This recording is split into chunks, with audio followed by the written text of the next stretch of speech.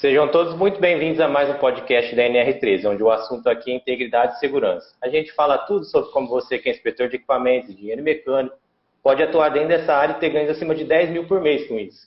E o nosso tema de hoje é cuidado para não cometer esse erro e colocar tudo em risco. Aí isso gerou muitas perguntas, né? Que erro que eu não posso cometer? Que eu tenho a colocar em risco? E aqui a gente está, eu, meu companheiro de live, Marcos Rosa, especialista na NR13, para responder todas essas perguntas. E aí, É isso Marcos, como é aí. que tá? Cara, eu tô bem. Queria agradecer aí a todo mundo que está chegando aí agora, né, para assistir a nossa live. E hoje eu queria fazer um pouquinho diferente, já que esse tema é um tema que o pessoal nem sabe o que é, né, na verdade, o tema. É um tema interessantíssimo, eles vão ver aqui. Se surgir alguma dúvida, eu acho que eu vou liberar para eles. Tem um card de pergunta, né? Embaixo de você ali, ó, tem um ponto de interrogação num balãozinho. Se o pessoal, então, Certo. tiver dúvidas, clica ali e faça a pergunta pelo card de perguntas, tá? É claro que a gente não vai responder qualquer dúvida aqui, né? Mas a gente vai responder todas as dúvidas dentro desse tema que vai falar sobre erros e quais são os principais problemas que a norma NR13 traz aí. Vamos lá, Vitão.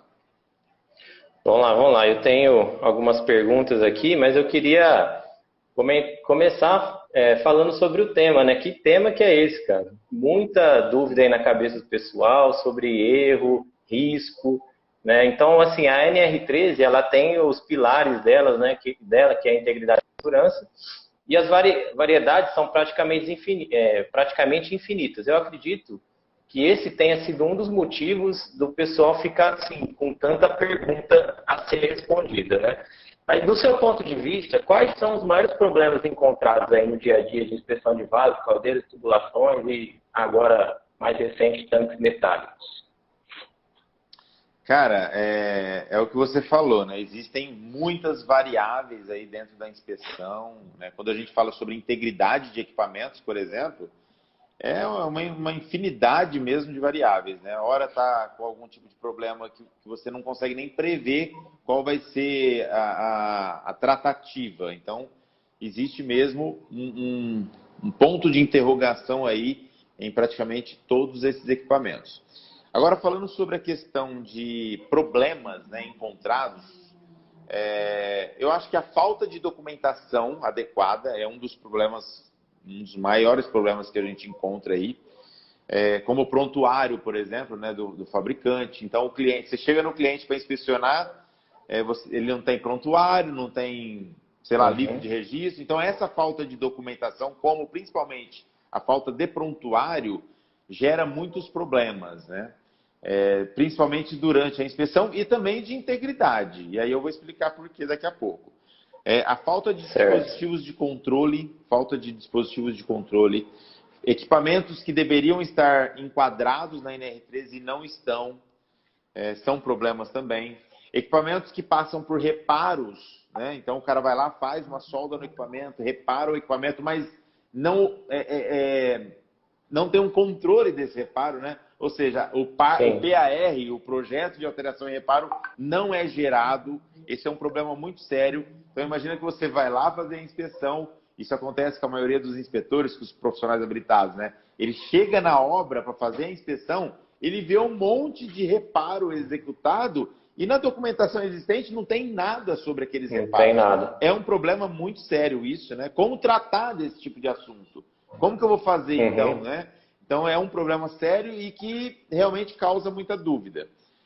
Um outro problema também é falta de treinamento dos profissionais. Então, você vai lá inspecionar uma caldeira ou até vasos de pressão de categoria 1 e 2 e você percebe que ninguém ali dos operadores são treinados, né, para executar esse trabalho ou executar o trabalho de operação desses equipamentos. Então, isso é um problema sério também. E assim, falta de dispositivos de segurança, falta de calibração das válvulas de segurança e dos dispositivos. Então, assim, é uma série de problemas mesmo, entre outros, né, que a gente pode encontrar no dia a dia da inspeção. Legal. E realmente aí você falou muitos, mas muitos problemas que podem estar acontecendo aí, realmente no dia a dia, que o profissional habilitado ele tem que ficar atento, né? Mas vamos falar assim, de todos esses que foram citados, com certeza deve ter um que é mais perigoso ou até mais recorrente. A gente Uhum. poderia falar um pouquinho sobre esse? Sim, claro, com certeza. Existe graus de risco, né? E Sim. complexidade nas resoluções desses riscos, desses problemas. E dependendo do processo e também do equipamento, existe também alguns problemas generalizados, né? E aí eu vou entrar nesses detalhes. Imagina o seguinte: na minha opinião, o item de maior risco e também de maior recorrência, né? Porque geralmente a gente encontra esse tipo de problema, é falta de dispositivo de segurança. Eu acho que a falta do dispositivo de segurança é o maior risco hoje para os equipamentos, para os vasos de pressão. E também, assim, Certo. né? Às vezes tem o dispositivo de segurança, mas esse dispositivo não atende por uma série de fatores.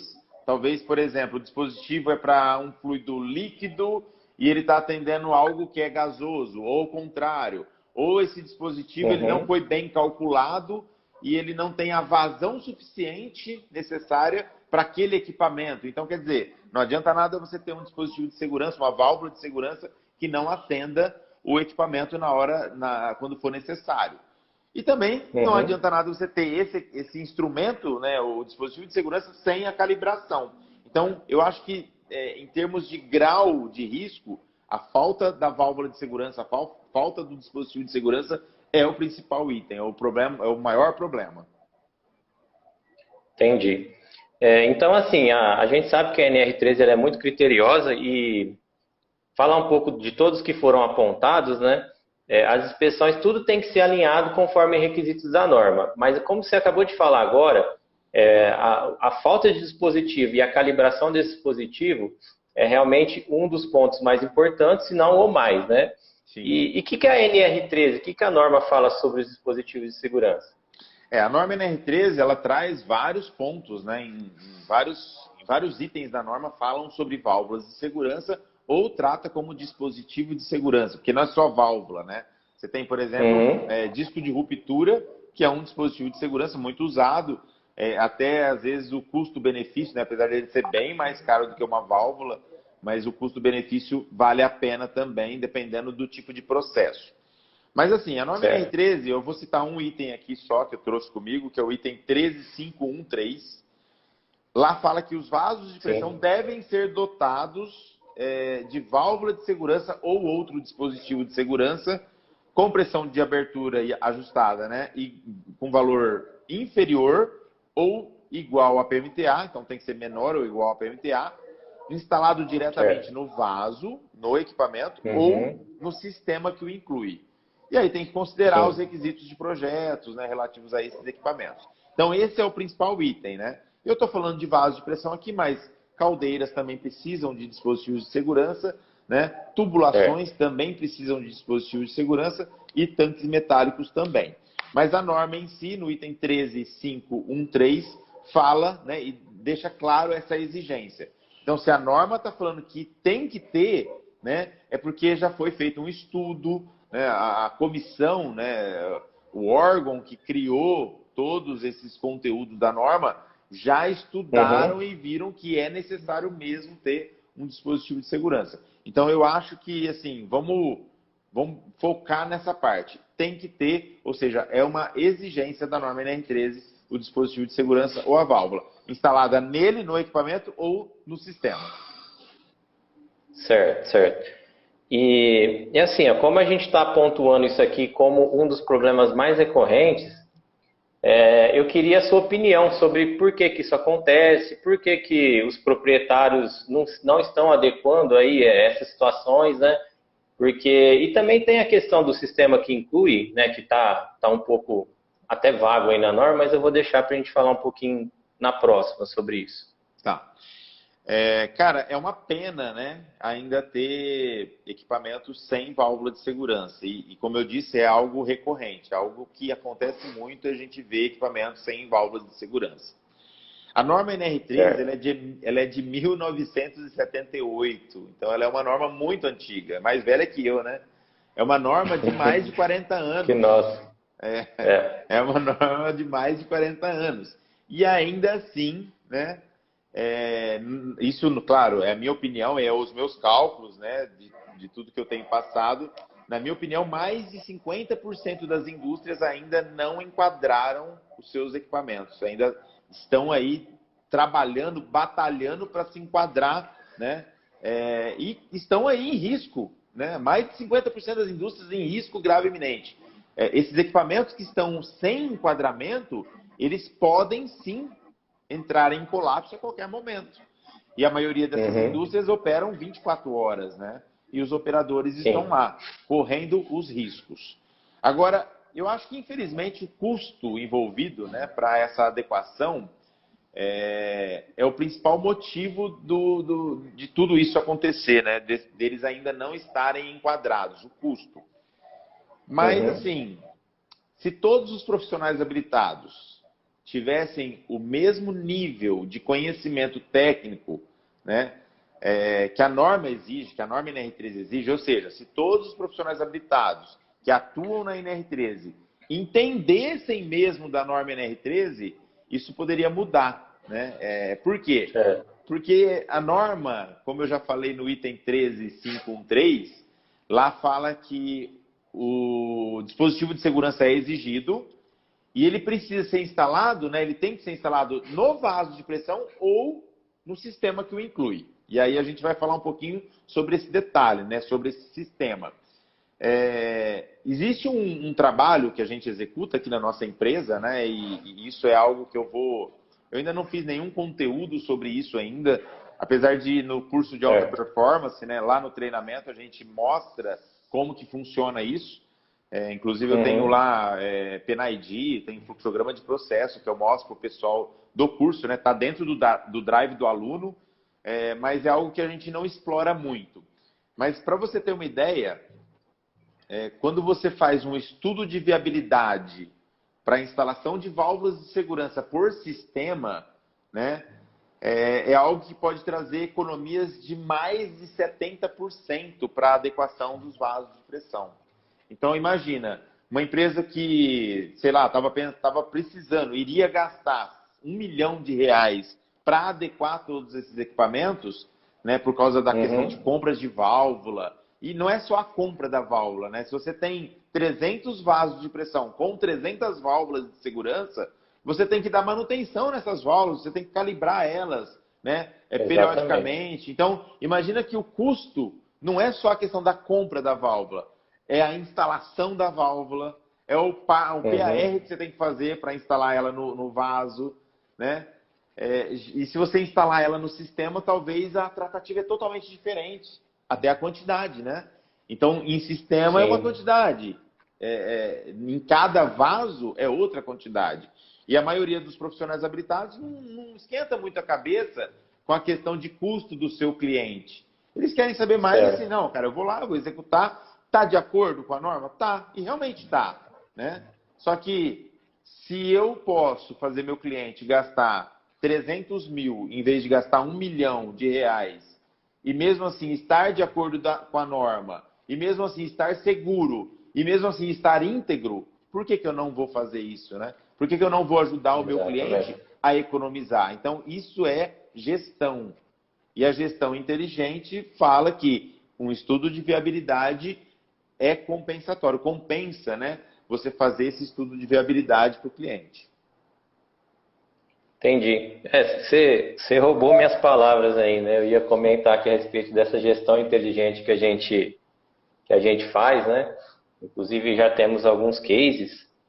Mas assim, ô Marcos, o estudo de viabilidade para a instalação dessas válvulas de segurança, eu queria que você falasse um pouquinho mais, principalmente como ele é feito, como que a nossa empresa trata, né, sobre esse assunto. Até se você quiser dar alguns exemplos do que a gente já executou. Sim, sim.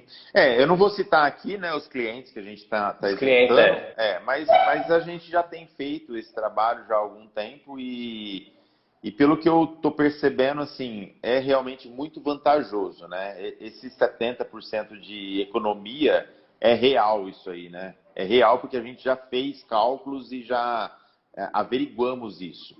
Os alunos do curso de alta performance, quem fez o curso de alta performance já entende, né? Essa economia e entende, porque eu ensino isso no treinamento e nas mentorias. Eu falei isso na mentoria, né? De terça-feira, o tema foi Sim. até a questão de gestão de clientes, né? Nós falamos sobre como que você pode prospectar melhor e demos 2 dicas lá na mentoria fantásticas sobre prospecção de clientes, né? Que é algo exclusivo para quem está dentro da mentoria, mas eu falei sobre essa questão de você cuidar bem do seu cliente. E, cara, você fazer o seu cliente economizar, né? Fica até mais fácil de você vender o seu serviço. Fica muito mais fácil. Porque imagina o seguinte, cara, esse cara, ele realmente quer me ajudar, né? Existe uma reciprocidade aí. O cliente, ele vai falar assim, Exatamente. pô, esse cara, pô, quer me ajudar, então eu também vou ajudar ele. É assim que funciona. E o estudo de viabilidade, eu vou falar aqui, claro que em meia hora não dá para a gente ensinar, né, o pessoal a fazer, mas eu vou falar aqui de um modo bem simples e claro o que é esse estudo de viabilidade para a instalação de válvulas de segurança por sistema. Então, a norma NR13, lá no item 13513, fala que você pode instalar no vaso ou no sistema. O que é o sistema? A maioria dos vasos de pressão numa planta industrial, eles não trabalham individualmente, né? Eles não trabalham individualmente. A maioria desses equipamentos, eles trabalham num processo que leva até o produto final. Então, imagina que você tem equipamento 1, que depois manda esse fluido, né, no processo para o equipamento 2, que manda para o 3, que manda para o 4, que volta parte daquilo para o 1, que volta parte... E assim vai. Então, tem que se entender muito bem de processo para você fazer um estudo de viabilidade. Tem que entender o processo. Ah, Marcos, mas aí você está pedindo demais, né? Como que eu, profissional habilitado, vou entender de todos os processos de todas as indústrias? Não, você tem pessoas para isso. Então, quando eu chego lá para fazer um estudo de viabilidade, um dos meus requisitos é uma pessoa do processo andando comigo no processo. Porque é aquela pessoa que vai me falar como que funciona o processo, certo? E aí eu com um fluxograma na mão de processo, que é o PNID, que a gente chama, né? Imagina que esse PNID ele está ali desenhado, todos os equipamentos e todas as tubulações que interligam esses vasos de pressão. Ou os chamados, né, sistemas, que a norma NR13, lá no item 13513, falou. Então, se eu posso instalar no sistema, o que é o sistema? É as tubulações que ligam todos esses equipamentos. Então, imagina que você tem lá 15 equipamentos, todos eles interligados um ao outro pelo sistema de produção. Então, se eu instalar válvulas, talvez não é uma, talvez 2 ou 3 válvulas, nesse sistema, eu vou atender o conjunto de equipamentos. Então, isso que é o estudo de viabilidade. Eu vou estudar o sistema, vou estudar o fluxograma, o PNID, e vou colocar aonde eu vou instalar essas válvulas. Certo? Agora tem vários outros detalhes. Eu tenho que ter um fluxograma de processo, PNID do sistema, eu tenho que levantar todos os dados, né, de campo, eu tenho que levantar dados, por exemplo, como pressão do sistema, como vazão do sistema, como densidade do fluido, como viscosidade do fluido. Para tudo isso, né, esses dados todos, eu vou pegar e vou compilar o quê? Um informativo ou um estudo baseado nesses dados, que vai me falar assim, olha, cara, nesse sistema você precisa de 2 válvulas de segurança. Por que 2? Porque são 2 que vão atender o quê? A vazão do sistema. A maioria das vezes, uma válvula para 15 equipamentos, tá? A maioria das vezes. Principalmente quando você tem sistemas que trabalham em conjunto e a maioria deles de forma...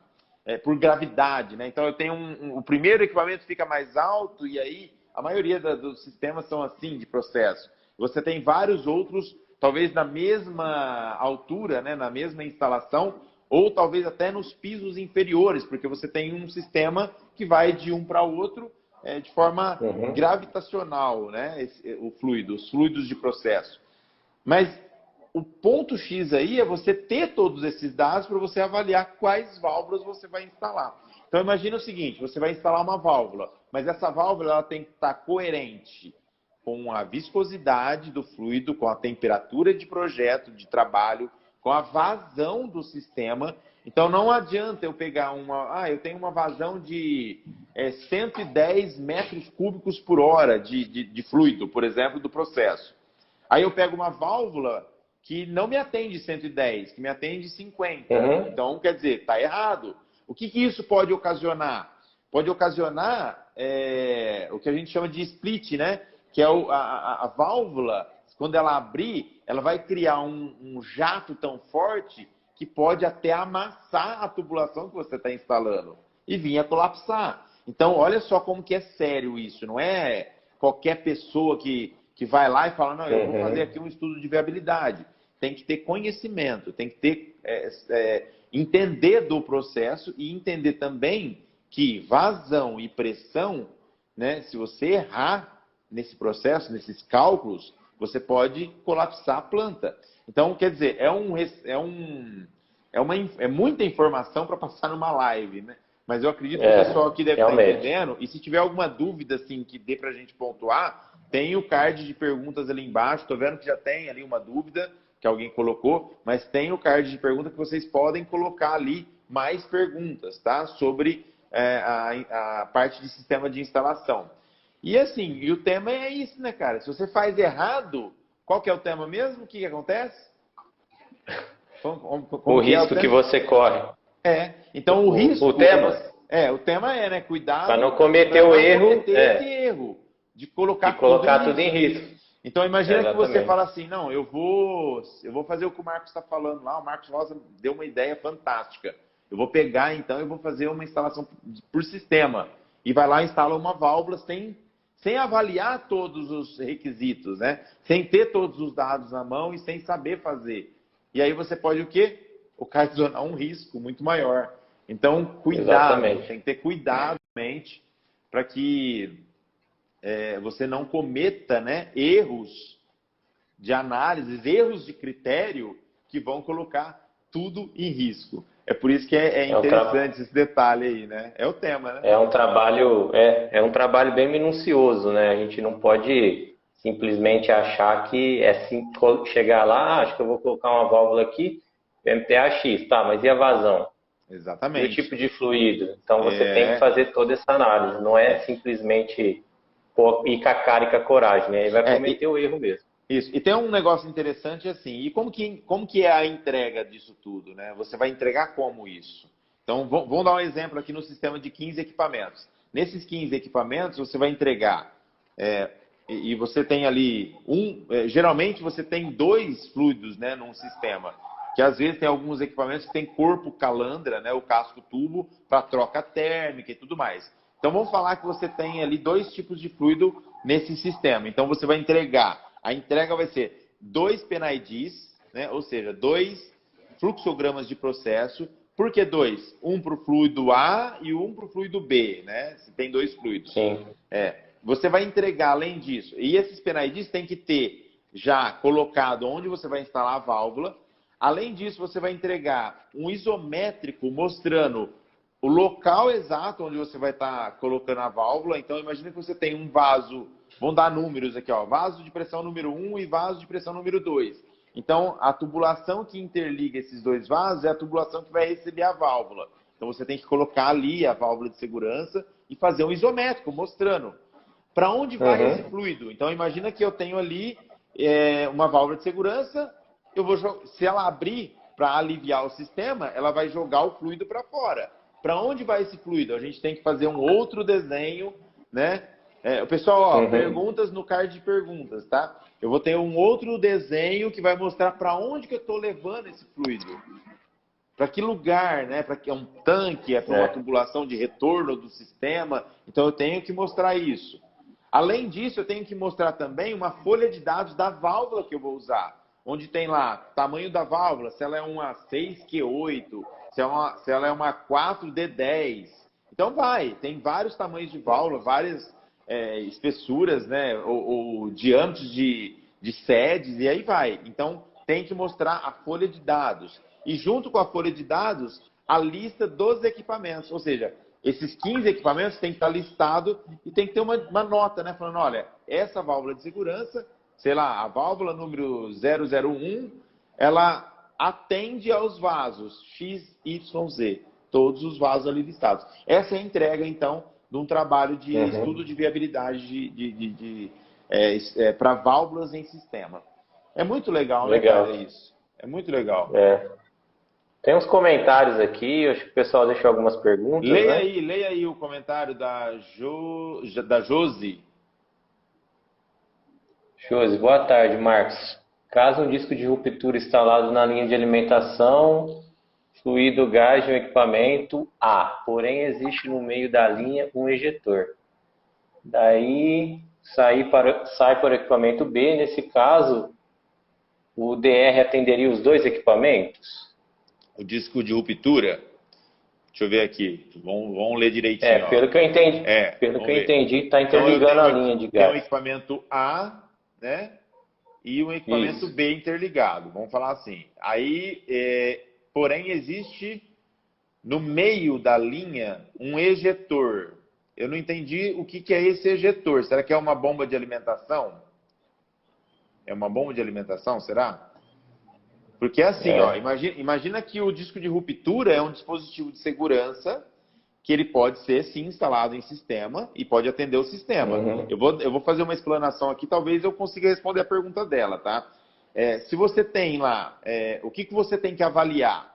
O disco de ruptura, ele tem que estar com a pressão de quebra, de ruptura, menor ou igual a PMTA menor dos dois vasos. Então, se você tem aqui, ó, dois vasos de pressão, um com PMTA de 2,5 e um com PMTA de 2 quilos, aquele disco de ruptura, para atender os dois, ele tem que estar com uma quebra de 2, porque é de menor PMTA. É isso que a gente faz no estudo também.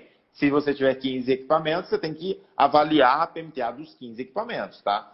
Para viabilizar o sistema. Se você tem um ejetor, pelo que eu estou entendendo, deve ser algum mecanismo que aumenta a pressão.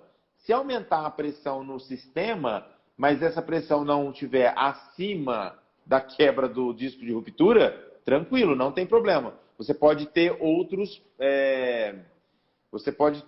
dispositivos instalados ali. Agora detalhe interessante, né? Pegando um gancho da pergunta da Josi aqui.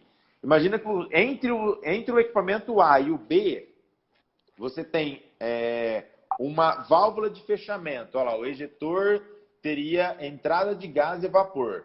Tá, se o ejetor tem entrada de gás e vapor, Josi, então você tem que só avaliar essa questão da pressão. Se eu estou subindo a minha pressão ou se eu estou baixando a minha pressão. Porque todo o sistema vai estar pressurizado. Todo o sistema vai estar pressurizado. Se você tem um ejetor ali que está mandando mais pressão, essa pressão ela tem que estar equalizada no sistema e você não pode estar acima das PMTAs.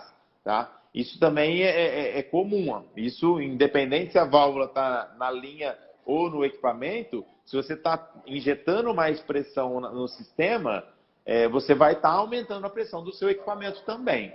Então você tem que tomar cuidado com isso. Vamos ver se respondeu aqui. Coloca aí se respondeu ou não. No caso das válvulas de segurança, né? Então se você tem um sistema de 15 equipamentos, eu vou dar um exemplo aqui que eu acho que é interessante isso, que eu lembrei agora. Você tem 15 equipamentos no sistema, mas você tem válvulas de fechamento, válvulas de controle, de fechamento de fluxo, né? Onde você tem que instalar a válvula? Nunca depois das válvulas de controle. Você não pode ter nenhuma válvula de fechamento de controle sem um dispositivo DCBI, né, instalado. Pode, mas tem que ter um dispositivo DCBI. Então, se você tem uma válvula de controle entre o 10 e o 11, né, entre o equipamento 10 e 11, você tem uma válvula de controle. Seria legal você instalar a válvula de segurança antes disso, porque aí você atende todo o conjunto. Ah, mas e se eu fechar aquela válvula de controle do equipamento 10 para frente, não vai estar sem válvula de segurança? Sim, mas também vai estar sem processo. Então, você não precisa atender, né? Se você fechou o processo, você está inutilizando a linha. Então, do 11 para frente, você está sem processo, sem pressão, então você não precisa estar atendendo ele nesse momento, tá? Vamos ver se tem mais alguma pergunta. Vamos ver, ó, uma pessoa colocou aqui, ó, prontuário reconstituído, o Marcos Léo. Prontuário reconstituído, sem as espessuras mínimas, pode proceder? Não, a resposta é não, nós já falamos sobre isso já, né? Ô Marco, na verdade, Sim. cara, eu vou até clicar aqui para ele ver a resposta dele. Olha lá, ó. Tá vendo? Ó, Marcos Léo Silva. Prontuário reconstituído sem espessura mínima. Cara, não tem como. Como que você vai fazer o controle, o monitoramento da vida útil de um equipamento que não tem espessura mínima no memorial de cálculo? Eu já falei, eu vou falar de novo. Exatamente. Imagina que você vai medir a espessura, né, na inspeção periódica. Aí você achou lá 16 milímetros. Ó, achei 16 milímetros. E aí, tá bom ou tá ruim 16 milímetros? Não dá para saber. Eu acho que eu não sei. Você entendeu? Então, Marco, eu estou fazendo essa analogia aqui para o Marco entender melhor, mas, cara, você só vai conseguir monitorar a vida útil, falar se está bom ou se está ruim, e ter um relatório conclusivo, que é o que a norma pede, se você tiver um memorial de cálculo completo, e tem que ter espessura mínima. Aí você vai lá na espessura mínima, olha lá, espessura mínima 12 milímetros. Se você achou 16, opa, tá ok, tá aprovado. E assim por diante. Então tem que ter, cara, tem que ter espessura mínima. Posso fazer Tem... só um adendo aí? Sim, faz aí enquanto eu vejo aqui as outras perguntas. Ele perguntou como proceder, né? Ô Marcos, nesse caso Ah, aí não é é... RGI, cara. Eu É RGI, é entendi. risco grave iminente. Eu não entendi como. Eu entendi como se procede. Se procede, não proceder, mas É, risco mas grave é isso que você iminente. falou e risco grave E iminente. risco grave iminente, infelizmente, né? Ou você pode, né, cara, conversar com o seu cliente e falar, cara, ó, tem essa situação, vamos fazer já o prontuário, recalcular isso? É um novo prontuário, Exatamente. né? Deixa eu ver aqui, Exatamente. ó. Pressostato, manômetro e injetor são considerados dispositivos de segurança? Não. O manômetro e o pressostato, tá? É um dispositivo de controle. Você Controle controla de a processo. pressão. Você está controlando o processo, controle de pressão e assim vai. E o injetor, na verdade, pelo que eu estou entendendo, é dentro do sistema, né? Porque existem vários tipos de injetores. Pelo que eu entendi, é dentro do sistema. Se você está mandando da tubulação para a própria tubulação, quer dizer que você não está tendo não está tendo baixa de pressão. Você está equalizando o sistema e dá na mesma. Então não é dispositivo de segurança, tá? Cheguei atrasado. Olha o Lucão aí. Ô, Lucão, como é que tá aí o Pará? O Lucão tá lá no Pará, cara. Por isso que ele chegou atrasado. Mas até nós atrasou hoje, né?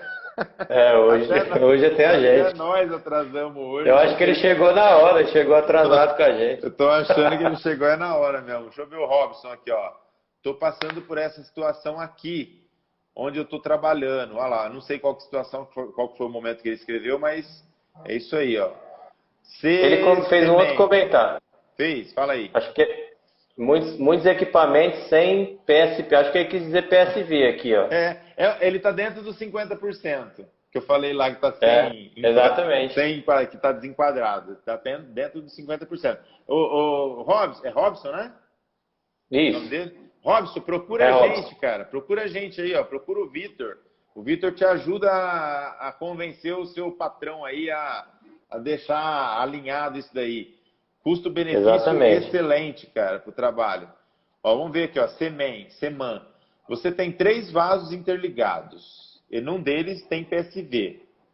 Mas a interligação tem válvulas de bloqueio. Nesse caso, os outros 2 estão seguros e se colocarmos uma DCBI nas válvulas. Ó, cara, você misturou um pouco as coisas. Quem que falou? Seman, eu não sei qual que é o nome dele, mas ó, eu vou explicar isso aqui. Cara, interessantíssimo o comentário do Seman aqui, ó. Imagina o seguinte: a norma, ela fala no item 13315 que você pode fazer 2 tipos de instalação. no vaso de pressão, diretamente no vaso, ou no sistema. Se você tem uma válvula instalada em um vaso, num sistema de 3 vasos, essa válvula, cara, infelizmente só vai atender aquele vaso. E aí eu tive uma discussão com um dos nossos clientes esses dias, né? Semana passada foi, nem sei se ele está aqui, não vou falar o nome dele, mas ele falou assim, Marcos, mas como pode? É tudo interligado, e se subir a pressão aqui, vai abrir aquela válvula. Eu falei, cara, vai, eu entendo isso. Mas se a gente for ao pé da letra da norma, você tem que instalar na tubulação. Então você tire ela do seu equipamento e coloque na tubulação. Desde que vazão, pressão atenda os 3, né? PMTA atenda os 3, a pressão de abertura e assim por diante, os 7 pontos de abertura, você faça isso que você vai atender os 3, em vez de atender um só. Agora, se tiver instalada no equipamento, tudo vai para o tag do equipamento e não vai para o tag do sistema. Então, tem que entender isso também. Eu acho que é interessante. Obrigado pela pergunta aí, cara. Deixa eu ver se tem mais alguma pergunta aqui. O pessoal não gosta de usar o cardzinho porque dá para escrever menos no card. Ainda bem que atrasou. Olha lá, ó, o Marco Léo falou. Pessoal, vai ficar gravada essa live, tá? Se vocês não pegaram o comecinho, eu sugiro que vocês depois voltem lá e assistam o começo. Ó, o David Moura aqui, ó. O pH em uma inspeção deve sempre ir em loco do equipamento? Ou seja, ou sua equipe pode suprir isso se é só passar os dados. Excelente pergunta também. Ô David, vá lá na NR13, que tem um item lá, não vou lembrar o item, que eu também tô ficando velho, tô esquecendo os itens lá não. Vai lá, que tem um item lá que fala sobre relatório. Os relatórios de vaso de pressão, por exemplo, lá fala que ele tem que ser assinado por 2 pessoas. Pelo pH e pelo inspetor que executou em campo. Quer dizer, a própria norma já te responde essa pergunta. Você, como profissional habilitado, não precisa ir em todos os equipamentos em loco. Não precisa. Você pode usar um inspetor de equipamentos, por exemplo, que vai lá e faz o trabalho para você no campo e depois você simplesmente supervisiona isso, né? Confere os dados e assina e emite a sua RT, tá? É muito legal isso aí, porque tem gente, eu já vi cliente, por exemplo, que... Pessoal, ó, se eu respondi todas as perguntas, dedinho aí, ó, dedinho aí no coraçãozinho aí. O pessoal, tô vendo os corações subindo aqui, ó. Isso aí. Então, assim, imagina que quando a gente tem uma exigência do cliente, tem cliente que é assim, cara, não, eu quero que você venha, Aí fica a critério do profissional habilitado, né? Ó, cara, eu não vou, é isso aí, dedinho aí, ó, dedinho aí. Eu não vou porque eu não tenho tempo mais. Né? Imagina nós aqui, eu e o Vitor, por exemplo. O Vitor é o meu coordenador técnico do departamento técnico total. Então, ele supervisiona, não faz quase nada, né, Vitor, o dia inteiro. Supervisiona toda a equipe de campo, tudo é na mão dele. Agora, imagina se o Vitor tivesse que ir em todos esses clientes, ou se eu tivesse que ir em todos esses clientes. Né? Hoje nós temos mais de 300 clientes aqui na empresa, então não é possível. Por isso que a norma não exige isso. Pessoal, obrigado aí pelos coraçãozinhos, estou gostando de ver. O pessoal está participativo. Aí, ó, o que o Vitor falou aí, ó. O David. Você é nota 10. Cara, você também. Ótima pergunta sua. Vamos ver outra pergunta dele aqui. Inspeção de pH... essa é a pergunta que ele fez. Obrigado, Vitor. Desculpa, David. Tô confundindo tudo aqui hoje. Pessoal, é isso aí. Aproveitando aí, Marcos, só comentário a respeito da pergunta do David. Sim. É por isso que no início do podcast que a gente fala que você é engenheiro mecânico ou inspetor de equipamentos. Porque dá para ganhar dinheiro com a norma os dois. Se tiver parceiros ainda. E o que você fala depois? Que é possível o cara ganhar acima de 10 mil reais. De 10 mil. Exatamente. Acima, gente. É bem acima disso. Então, imagina se você tá em dúvida ainda em entrar nesse mercado. Cara, não tenha dúvida. É um mercado top. É um mercado extremamente... assim, importante, que você vai fazer o bem para os outros, estando dentro desse mercado, e você tem condição sim de ganhar bem acima. Claro que para ganhar bem acima, né? Eu tive, pegando um gancho ainda nisso, eu fiz uma aula VIP com um aluno meu aqui do curso de alta performance de NR13, Aí ele falou assim, Márcio, eu queria entender um pouquinho, é um mentorado meu, né? Eu queria entender um pouquinho sobre levantamento de custo. Eu estou fazendo uma proposta aqui e, cara, eu não estou conseguindo. Aí eu fui fazer a proposta com o cara. Fui fazer a proposta com ele. Aí eu falei assim para ele, ó, cara, proposta é tempo.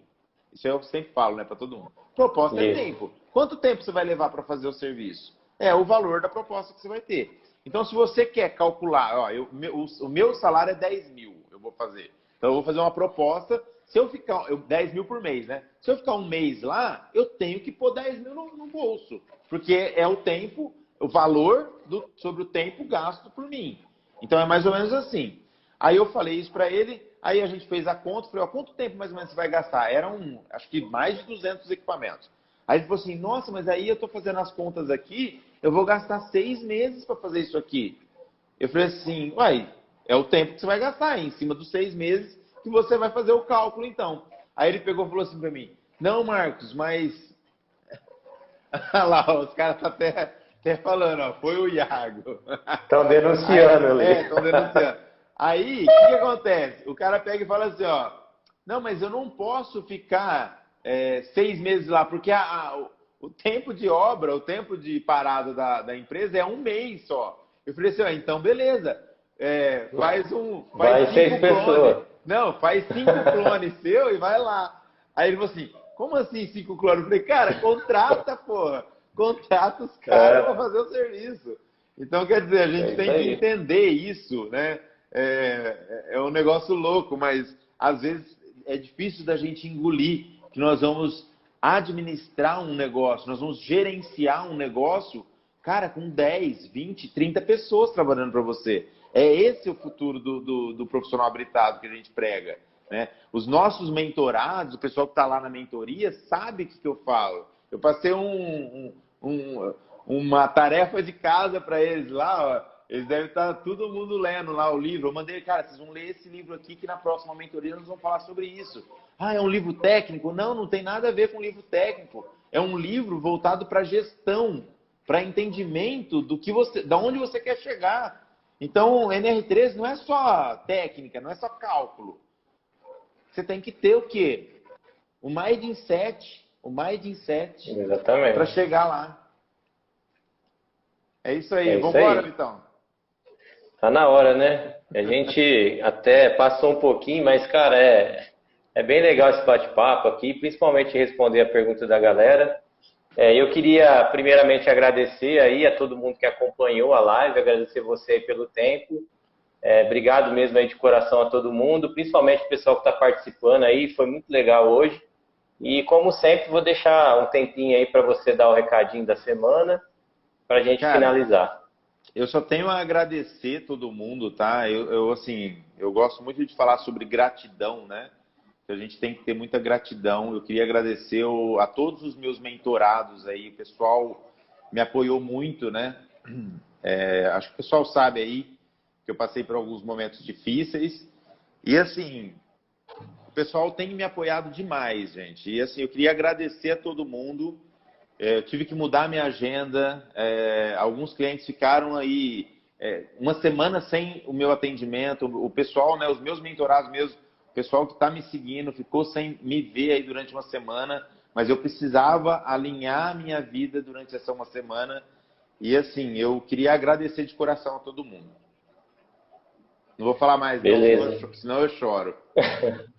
Ô Marcos, o outro Marcos agora que ele escreveu, Marcos Mostardeiro. Ô Marcos, tá acabando essa, mas semana que vem tem outra, tá? Volta aí pra gente bater mais um papo aí sobre a NR13, que é muito legal. É isso aí. Então, Marcos, mais uma vez aí, muito obrigado a todo mundo. Lembrando a vocês aí que a live ela é gravada, depois vai pro Spotify, pro Deezer, fica aqui no IGTV, então quem não assistiu, perdeu o começo, corre lá, compartilha com o pessoal aí que vocês entendem que vai gostar do conteúdo, que a gente fica muito feliz com isso. Então, até a próxima aí, da minha parte, está finalizando a live. Grande abraço a todo mundo. Tchau, valeu, Vitor, obrigado. Valeu, galera. Falou.